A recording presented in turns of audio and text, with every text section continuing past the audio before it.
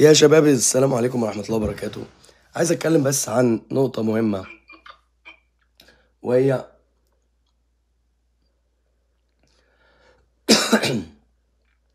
إنك أنت ما تشككش في رواية أي حد بيحكي لك أي قصة.